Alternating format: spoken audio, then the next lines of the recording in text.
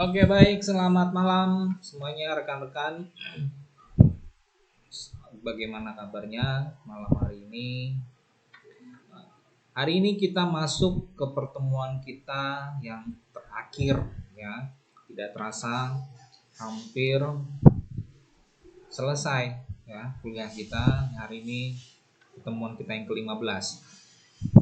Sudah banyak ya insight ya, baik itu dalam bentuk teori, kemudian contoh aplikatif ya.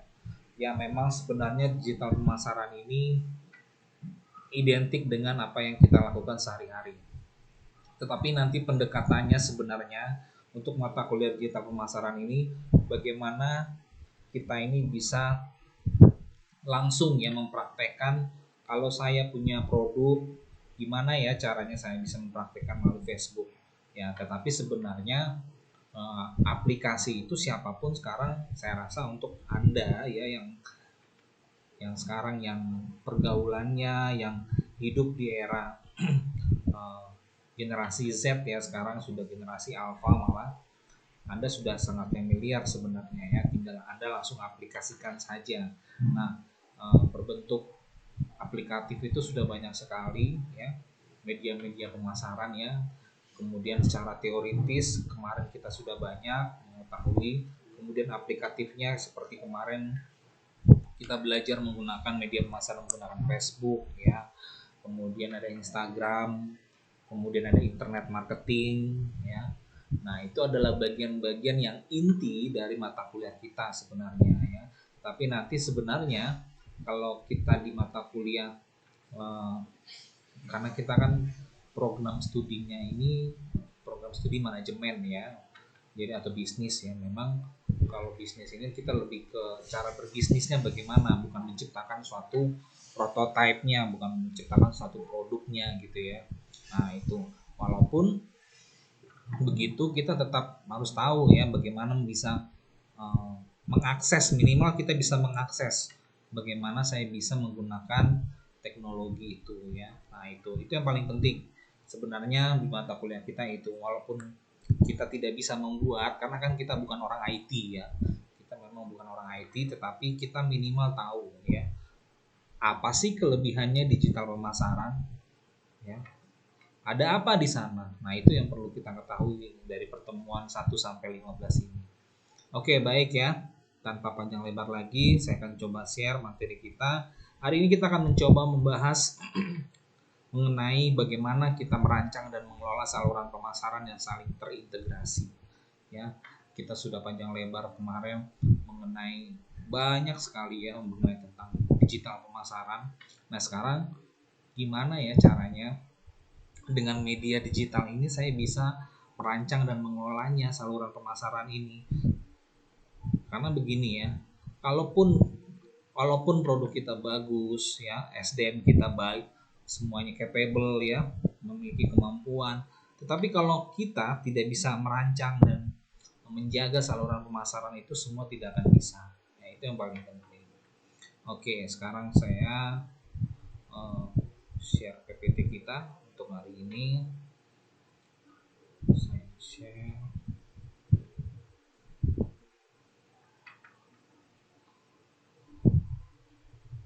Saya akan besarkan terlebih dahulu.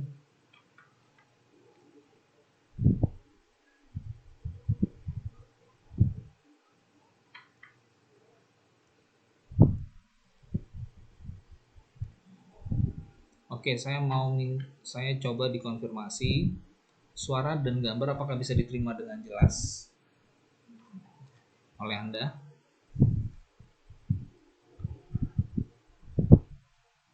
Mohon dikonfirmasi.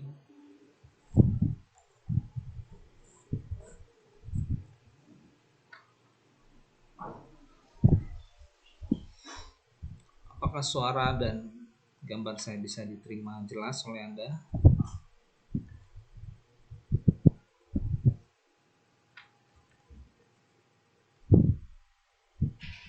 Oke, baik ya. Mudah-mudahan tidak ada kendala teknis.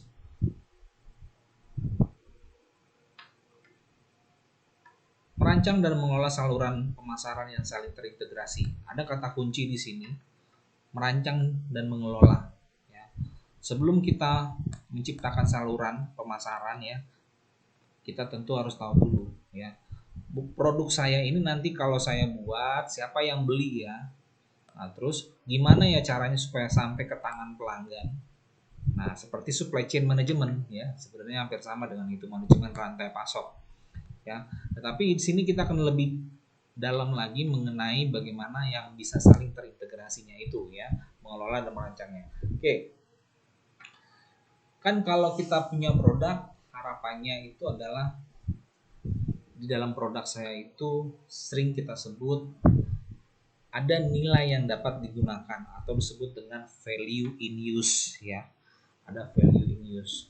Nah, karena di dalam teori ya service dominant logic ya, service dominant logic itu dia bilang suatu produk yang dikatakan itu bisa bermanfaat atau bisa memberikan suatu nilai itu bukan karena harganya ya, bukan karena tetapi bentuknya, bukan karenanya, tetapi bagaimana produk itu bisa memberikan value in use, ada nilai yang dapat digunakan.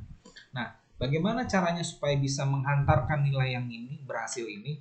Maka pemasar di sini juga perlu tahu yang namanya supply chain ya. Bagaimana rantai pasokan ini bisa saling terintegrate ya, saling berintegrasi. Nah, ada apa di sana dalam supply chain? Nah, supply chain ini bagaimana dia menghantarkan dari si pemasok ya atau si pemilik bahan mentah ya, kemudian dia bekerja sama dengan pemilik komponen ya, komponen seperti kalau kita bisa bilang seperti perusahaan karoseri gitu ya, bahan mentahnya itu adalah misalkan kayak kita nih produk Toyota lah, kita sebut produk itu. Nah, itu kan adalah produknya mungkin bahan mentahnya itu dari Jepang ya, cuma nanti dirakit itu di Kerawang ya. Nah, karoserinya dari Kerawang. Nah, itulah yang disebut dengan ada bahan mentah, ada komponen, dan ada perusahaan manufaktur. Nah, perusahaan manufaktur inilah yang akan merubah bahan mentah tadi diproses menjadi barang jadi dan akhirnya mobil itu bisa dijual. Nah, itulah yang disebut dengan saluran pemasaran. Nah, ada barang manufaktur menuju ke segmen pelanggan yang berbeda-beda. Ya, jadi nanti mobil itu mau dijualnya ke daerah mana nih? Apakah di daerah perkotaan, apa pedesaan? Nah, itu jadi ada segmennya masing-masing. Oke, nah di dalam pemahaman saluran pemasaran, ya ada beberapa hal yang perlu Anda ketahui. Mungkin kita sudah saling tahu ya. Kalau saya beli barang di tangan kedua, tangan ketiga, itu biasanya kita sebut sebagai calo ya. Boleh kita bilang seperti itu, atau bilang sebagai perantara, atau bisa disebut dengan bahasa kerennya disebut dengan agent ya. Agent itu contoh rewrite ya. Nah, itu kalau kita punya tanah, punya rumah, punya ruko nggak kejual-jual, akhirnya kita menghubungi agent, itu kita sebut dengan bahasa kerennya broker atau agent. Lalu ada lagi yang kita sebut sebagai fasilitator ya, perusahaan transportasi, gudang independen. Nah, itu ya, jadi ada beberapa perantara, itu bisa pedagangnya sendiri ya. Pedagang itu bisa rantai pasok itu bisa macam-macam ya, dari distributor tunggal, kemudian agent ya, pedagang grosir, dan akhirnya sampai yang level terendah itu adalah pedagang eceran ya, dan akhirnya sampai ke tangan konsumen. Nah, ini. Nah, jadi ada beberapa perantara. Yang perlu Anda ketahui itu ada agent, ada pedagang, kemudian ada fasilitator.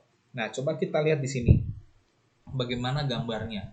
Nah, sistem saluran pemasaran ini tentu digunakan oleh sebuah perusahaan.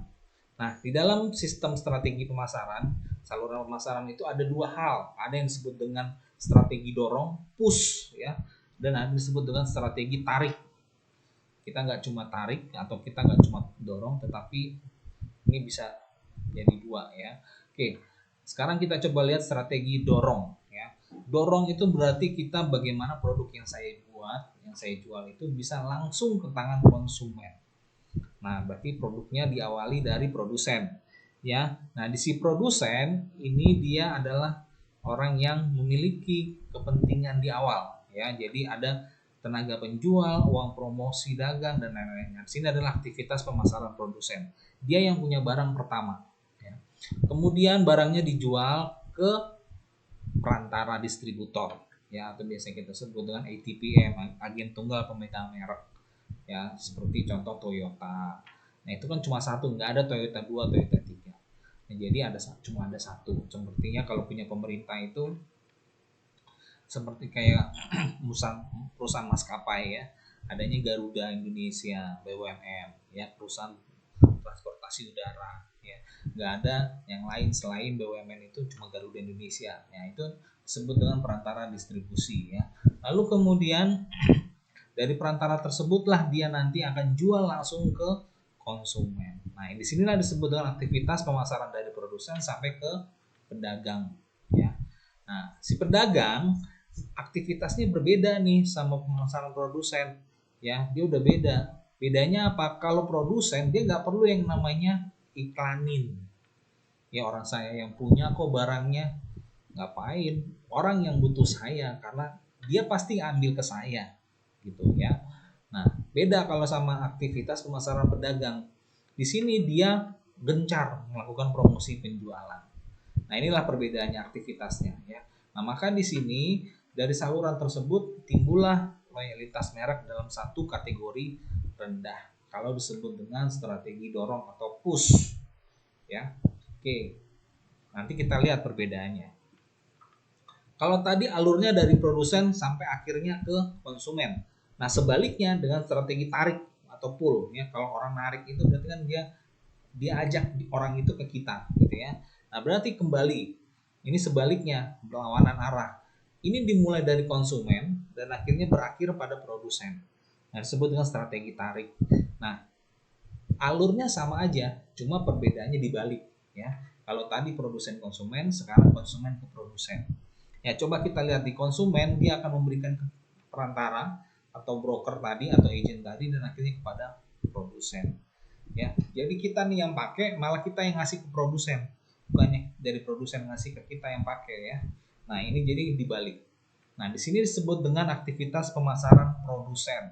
Nah di sini aktivitas pemasaran produsen biasanya mereka mengiklankan konsumen, promosi penjualan dan lain-lain. Jadi yang ngiklan ini bukan konsumen atau bukan si perantara, tetapi si produsen lah yang akan memberikan aktivitasnya, pemasarannya ya. Oke, jadi itu kebalikannya. Sekarang kita coba lihat. Ada berbagai contoh perusahaan yang berhasil saat ini melipat gandakan kunjungan ke pasar atau sebut dengan saluran hybrid. Ya, seperti saluran hybrid. Hybrid channel contoh Dell ya, perusahaan elektronik atau sebut dengan perusahaan PC ya. Pelanggan dapat merancang sendiri rancangan PC yang diinginkan, menjual produk langsung ke konsumen melalui telepon ya.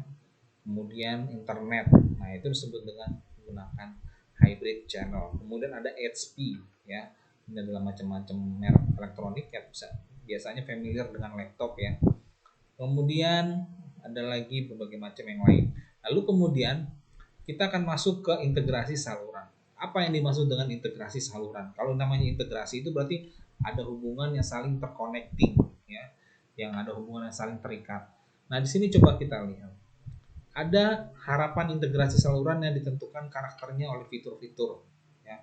Yang pertama, kalau yang namanya integrasi berarti kan mereka saling membutuhkan.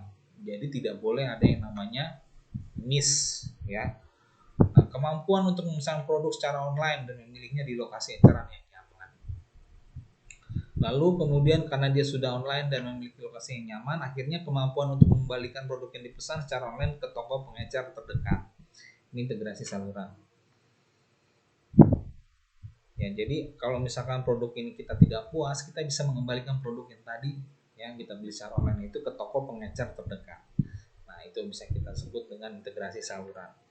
Nah, jadi kalau ada komplain ya, ini kan sama saja dengan manajemen hubungan pelanggan kemarin ya. Karena tidak semua produk itu sempurna ya, pasti ada yang cacatnya, ada yang loss in process ya. Kemudian ada hak untuk menerima tawaran diskon dan promosi berdasarkan total pembelian online dan offline. Nah, seperti promo ya, promonya Alfamart, nah itu dan lain-lain. Nah, ini ada integrasi saluran. Nah, ini ada hak-haknya. Lalu kemudian kita perlu tahu konsumen ini dia paling suka ya kalau dia bersinggungan yang namanya dengan harga ya. Konsumen itu akan semakin sensitif ya dengan harga. Kemudian pilihan produk semakin inovatif ya. Jadi sekarang konsumen itu merasa cepat bosan ya. Kemudian yang pasti kenyamanan pilihan saluran ya, gampang diakses, nggak ribet ya, kapanpun bisa diakses. Nah, dan pasti tujuan mereka bisa tercapai, tujuan belanja mereka. Nah, dari sini kita jadi perlu tahu ya, ada berapa sih kategori pembeli itu sebenarnya. Konsumen itu kan kita ini juga konsumen ya. Di satu sisi kita bisa sebagai produsen kalau kita punya produk, kalau satu sisi kita adalah si penggunanya atau si pemakainya. Ada 4 kategori pembeli. Pertama, pembelanja berdasarkan kebiasaan. Dia belanja itu biasanya ada kebiasaan. Contohnya kalau bukan barang merek yang terkenal, itu berarti ada habit di sana.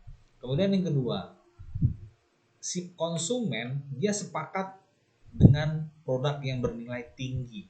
Dia maunya kalau beli produk punya nilainya tinggi, nggak mau yang abal-abal, nggak mau KW-KW-an ya. Kemudian yang ketiga, konsumen itu juga dia cinta yang namanya keragaman ya. Pembelanja mencintai keragaman, dia maunya cari produk itu yang bisa ada pilihannya, jadi nggak monoton ya. Nah itu biasanya orang yang suka gonta-ganti merek ya, terus kemudian dia itu nggak peduli yang namanya harga, tapi yang penting inovatif gitu ya, yang menurut dia ini bisa berubah-berubah. Kemudian ada pembelanja dengan keterlibatan yang tinggi. Nah biasanya kalau orang yang pembelanja atau konsumen yang keterlibatan tinggi, orangnya suka komen ya. Kadang-kadang barangnya nggak jadi dibeli tapi udah komen duluan ya, biasanya begitu ya.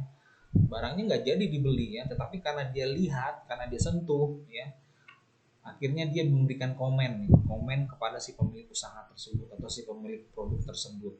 Nah ini sinilah sebut dengan konsumen yang memiliki keterlibatan tinggi atau disebut dengan consumer engagement ya, adanya pembeli dengan keterlibatan yang tinggi atau pembelanja dengan keterlibatan yang tinggi. Oke, nah sekarang apa sih pentingnya fungsi saluran pemasaran ini? Di mana letaknya, kelebihannya? Emang sebegitu pentingkah saluran pemasaran ini gitu ya? Fungsinya apa sih sebenarnya? Apa yang mau dicari gitu ya? Oke, mungkin di sini kita sudah tahu ya. Saluran pemasaran itu berarti kan kita menghubungkan satu saluran atau satu divisi ke divisi yang lain. Nah, mengumpulkan informasi tentang pelanggan potensial ya. Jadi saluran pemasaran itu kita bisa ngumpulin nih pelanggan yang potensial, memesan kepada produsen, mendapatkan dana untuk biaya persediaan, mengasumsikan resiko, menyediakan penyimpanan ya, menyediakan tagihan untuk pembayaran pembeli melalui bank, mengawasi perpindahan kepemilikan sebenarnya dari satu organisasi ke organisasi yang lain. Jadi kita bisa melacak nih, kira-kira orang ini atau produsen ini kalau saya kasih barang ini dia akan tetap loyal atau tidak. Nah kita akan mendeteksi ya, bisa nah, kemudian bisa mempermudah dengan pembayaran dengan cara tempo atau hutang ya, mengembangkan menyebarluaskan komunikasi persuasif ya. Jadi kita bisa saling membujuk secara tidak langsung dalam bentuk promosi ya, untuk mendorong pembelian, memotivasi mereka. Oke, jadi ada beberapa poin di sini fungsi dari saluran pemasaran. Nah, fungsi saluran itu sebenarnya apa ya? Jadi yang tidak lain di sini untuk menggerakkan barang dari produsen ke konsumen ya. Gimana caranya produk yang saya miliki ini, yang saya ciptakan ini bisa sampai dari produsen ke konsumen. Itulah fungsi saluran. Ya tanpa ada saluran, barang saya itu nggak bakal dikenal sama orang, boro-boro dilihat ya, apalagi dibeli ya. Nah ini jadi penting fungsi saluran. Lalu aliran saluran itu apa saja ya? Aliran saluran itu ada yang bersifat fungsi fisik, hak milik, promosi, membentuk aliran aktivitas ke depan. Fungsi pemesanan dan aliran informasi dan promosi menjadi dua arah. Oke, jadi itu dulu yang perlu kita pahami. Ada yang perlu ditanyakan nggak mengenai aliran saluran pemasaran di sini? Kita pahami dulu ya, step by step supaya nanti Anda bisa lebih. Sambil saya cek di siakatnya ya, sampai sudah hadir.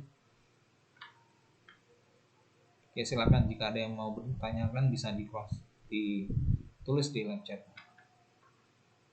Oke, sudah ada Arif, Verina, Eva, Trianto, Michael, dan Hanan. Oke. dari 18.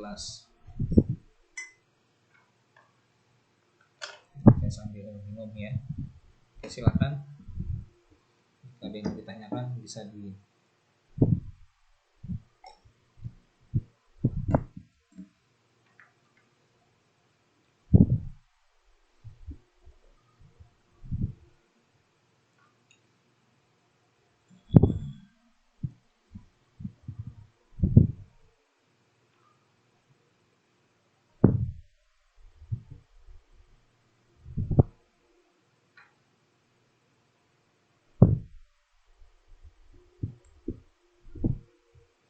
Oke, tugas individu sudah semua bikin ya. Kita pemasaran ya. Minggu depan jangan sampai tidak masuk ya, karena kita nanti ujian ya. Kita hari ini hari terakhir. Oke, baik, yang saya lanjut. Jika tidak ada lagi yang ditanyakan, saya lanjut.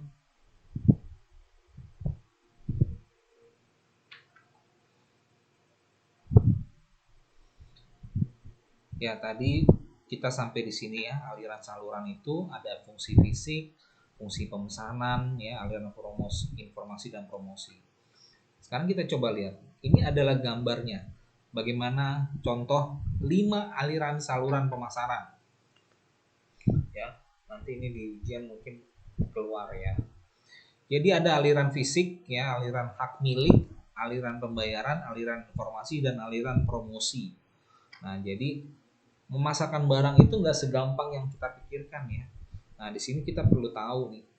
Kalau aliran fisik itu berarti gimana caranya produk yang sudah jadi ini, yang dari bagian produksi. Nah, ini bisa sampai ke tangan pelanggan. Nah, biasanya di sini alirannya. Fisik itu berarti kan barang yang sudah jadi ya, barang finish good gitu. Nah, pemasok ya, si supplier, barangnya diangkut ya melalui warehouse ya, pengangkut gudang, kemudian disalurkan ke produsen ya, si penjual. Lalu si produsen itu dia kirimkan barangnya ya, berarti dia menggunakan pengangkut atau gudang ya, dan akhirnya dia salurkan. Penyalur itu bisa distributor, bisa agent ya, dan akhirnya diangkut lagi dan akhirnya bisa sampai ke tangan pelanggan. Nah, kita lihat coba di sini. Berarti ada 3 kali pengangkut ya. Nah, itulah yang disebut. Kenapa harus ada 3 kali pengangkut menurut Anda? Coba. Ada yang bisa ngasih komentar. Kenapa bisa ada 3 kali pengangkut?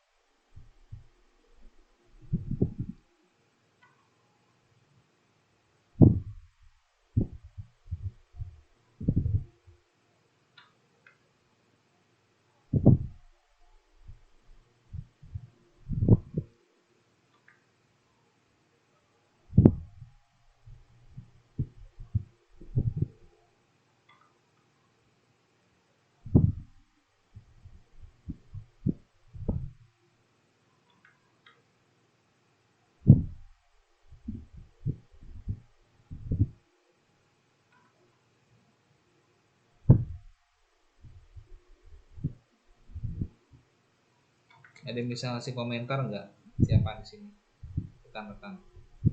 Kenapa sih harus sampai 3 kali angkut?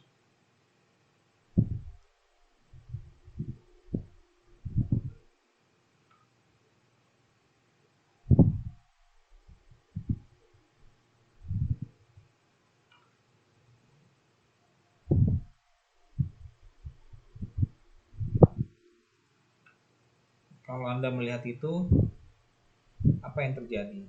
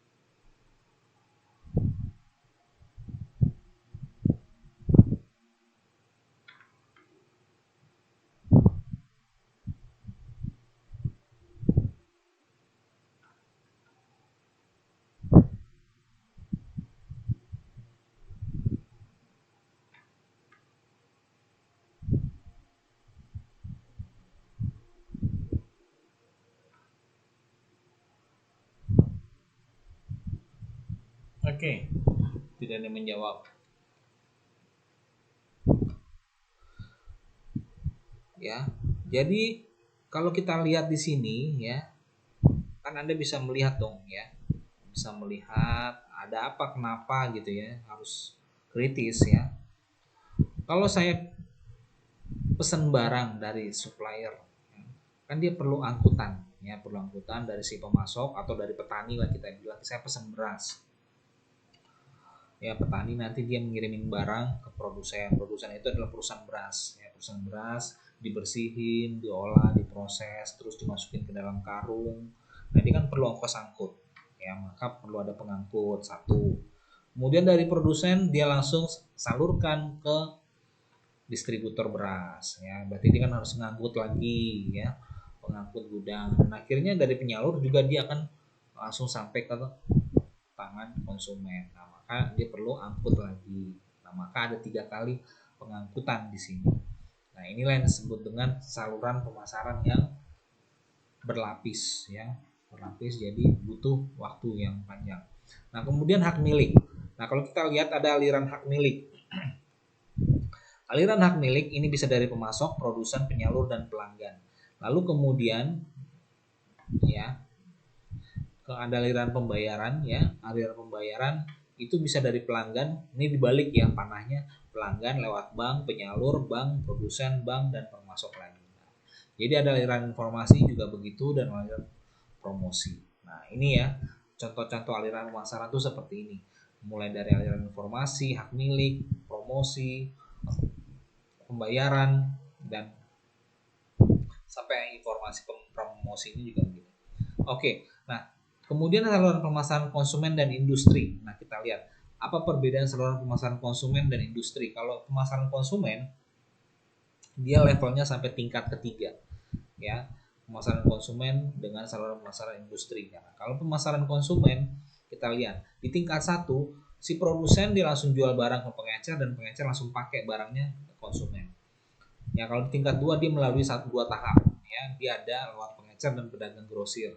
Nah kemudian kalau di tingkat ketiga dia pakai pedagang besar, jadi ada grosir tapi di atasnya grosir lagi ya, semacam distributor lah ya, gitu.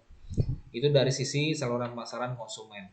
Nah kalau dari saluran pemasaran industri di tingkat 1 yang dari produsen dia distributor industri, dan akhirnya distributor industri ya, mainannya udah bukan distributor toko lagi, tapi udah distributor industri ya. Nah, jadi kalau distributor industri itu seperti ini ya, PT Unilever ya.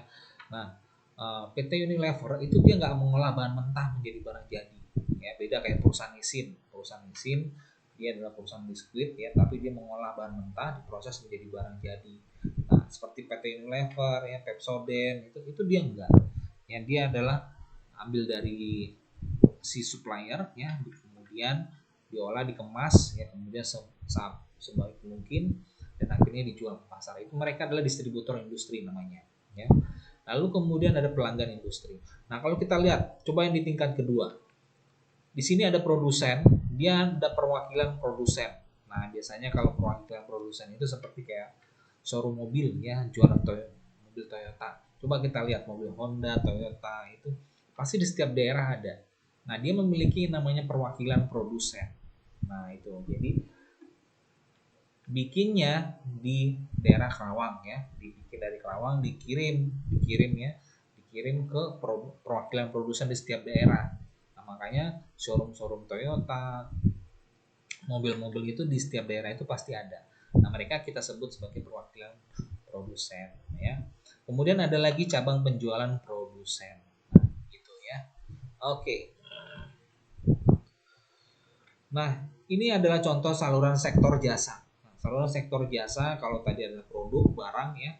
Nah pemasaran tidak terbatas pada distribusi barang ya, tetapi juga jasa. Jasa ini juga menyediakan saluran yang buat jasa mereka tersedia dan dapat diakses. Nah, seperti jasa itu ya banyak ya.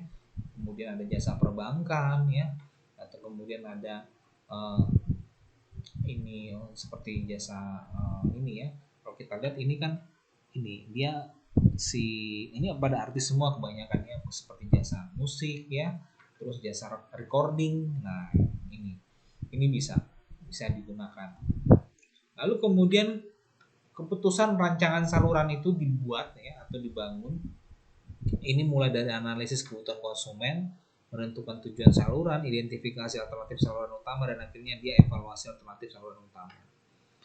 Menentukan jenis perantara, ya, ada pedagang, agen, fasilitator, dan menentukan syarat tanggung jawab anggota saluran. Oke, nah di sini ada ukuran lot, ya, tujuan saluran bervariasi tergantung pada karakteristiknya. Kemudian menentukan jumlah perantara yang dibutuhkan, ya, distribusi eksklusif, selektif, dan intensif. Nah, ini keputusan rancangan saluran ya. Jadi mulai analisis kebutuhan, tujuan, identifikasi alternatif, dan akhirnya dievaluasi. Lalu coba kita lihat di sini bagaimana nilai tambah itu dia akan berbanding terbalik dengan biaya dari berbagai saluran ya. Nah, ini nilai tambah internet, pemasaran jarak jauh, toko eceran, distributor, dan sampai ke tenaga penjual ya. Nah, ini ada saluran-salurannya yang perlu Anda ketahui. Nah, di sini niat tambah penjualan itu akan berbanding terbalik dengan biaya per transaksi. Ya, coba kita lihat di sini. Dia titik 0 paling bawah dan akhirnya sampai pada titik tertinggi. Nah, kalau tenaga penjualannya tinggi, ya berarti biaya per transaksinya juga pasti tinggi. Ya, pasti. Ya, kalau kita rekrut 10 orang SPG, SPB, berarti kita juga harus bayar gaji mereka. Ya, maka tenaga penjualan juga harus tinggi. Nah, itu dia harus sejalan ya. Saluran penjualannya langsung. Nah, kalau yang saluran tidak langsung, yaitu kita pakai toko eceran, distributor, terus dropshipper ya. Nah, itu kan adalah saluran yang nggak langsung.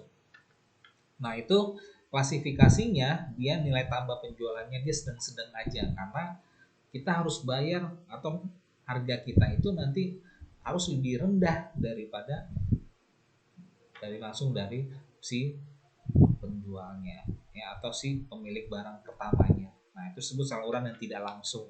Kemudian kalau saluran pemasaran langsung, ya dia tidak dapat untung apa-apa. Ya maka di sini biaya transaksinya dia rendah. Nah, contohnya internet ya. Internet kan kalau kita akses langsung aja pesan barang di katalog langsung dikirim barangnya. Nah, ini dia nilai tambah penjualannya pemasaran jarak jauh dan toko eceran. Ya biasanya begitu nilai tambah penjualannya itu ya. Oke, jadi ini jelas saluran pemasaran langsung, tidak langsung, dan akhirnya saluran pemasaran penjualan langsung. Nah ini. Oke, sampai di sini ya bisa dipahami. Nah ini ada berbentuk integrasi saluran pemasaran grid hibrida. Nah ini biasanya kalau orang pemasaran mereka akan membuat ini ya, membuat semacam tabel ya, tabel. Ini biasanya kalau perusahaan manufaktur ya, perusahaan manufaktur. Nah, ini kalau apalagi kalau mereka menggunakan vendor ya. Vendor itu adalah orang pihak ketiga ya. Jadi bisa dari produknya atau bisa dia menyalurkan barangnya menggunakan vendor.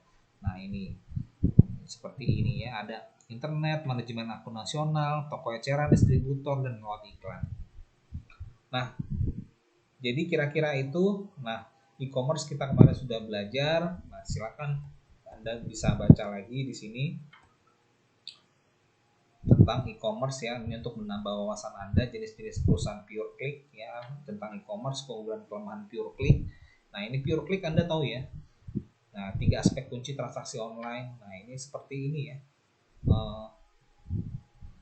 Jasa secara online bertransaksi e-commerce. Nah, ya seperti fintech ya, seperti financial teknologi, seperti ya sekarang Dana gitu ya. Nah, itu sekarang mereka kan sudah menggunakan fintech, financial teknologi ya.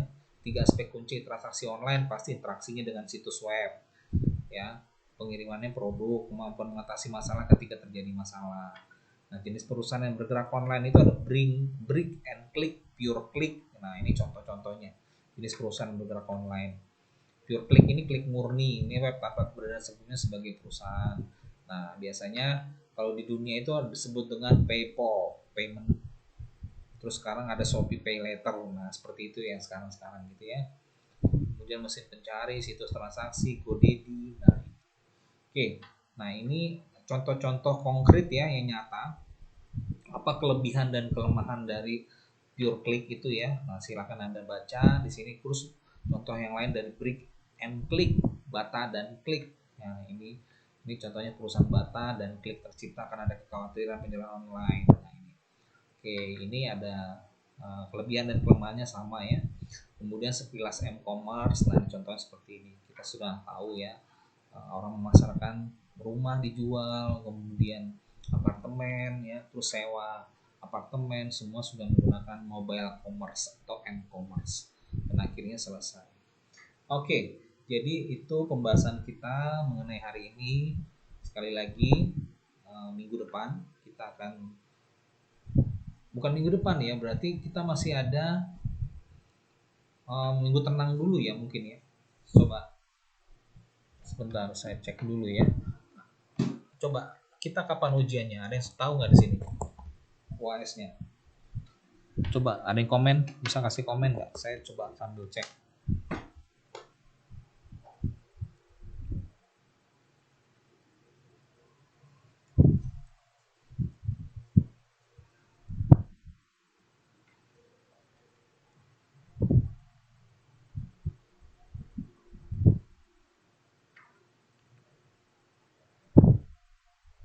Kita kapan ujiannya?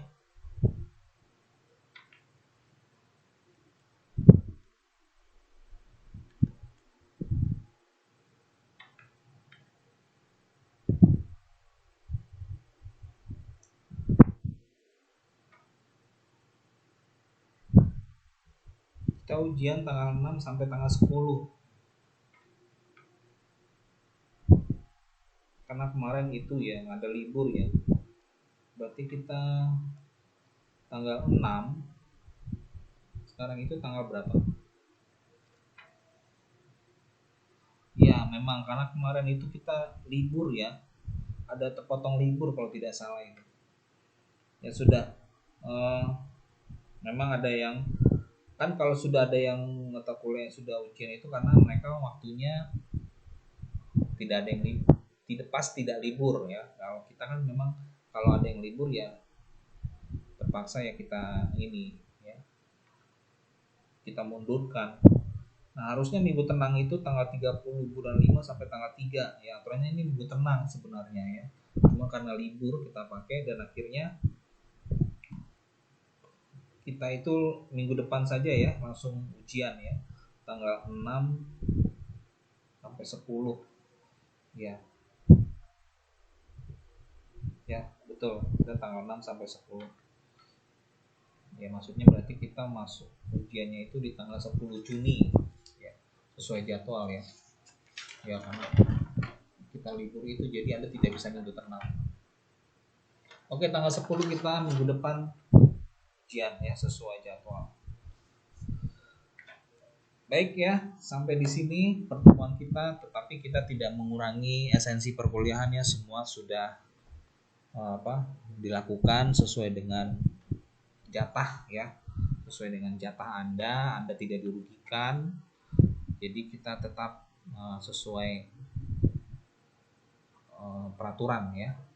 16 kali pertemuan ya 16 kali pertemuan, tidak ada yang dikurangi, sesuai dengan jadwal. Baik ya, jika tidak ada lagi saya cukupkan hari ini. Sampai ketemu lagi di minggu depan, pertemuan kita terakhir untuk UAS ya. Tolong apa yang sudah Anda pelajari dari mulai setelah UTS sampai UAS, Anda itu lagi ya, buka lagi PPT yang sudah saya berikan ya, jangan sia-sia. Ilmu itu sangat mahal ya. Apalagi Anda sini kan orang manajemen semua ya, rata-rata manajemen semua. Manajemen itu pasti nanti ketemu saya ya. Manajemen itu pasti ketemu saya karena kepakaran manajemen itu banyaknya di Stekom itu saya dengan Pak Edwin ya nantinya. Nanti kalau nggak saya, Bu Dewi, Pak Edwin itu banyak kan yang kepakarannya di bidang manajemen. Oke, itu saja. Selamat akhir pekan. Saya cukupkan sampai di sini. Wassalamualaikum, salam sejahtera untuk kita semua.